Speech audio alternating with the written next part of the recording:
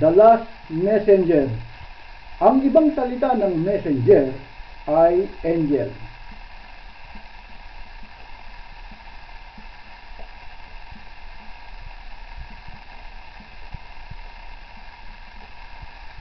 Ang ibang salita ng messenger ay minister.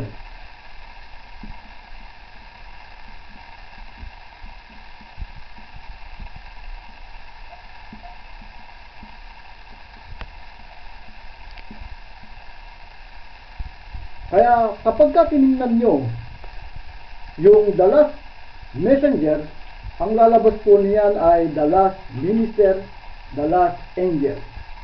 Kapag ang paniniwala nyo kay Felix Y. Manalo ay the last messenger, mula nung 1963, 1963, wala na pong magpapakilalang messenger of God sa mga iniwan ni Felix Y. Manalo. Sa dahilan si Felix Y. Manalo, kinikilala siyang the last minister of God.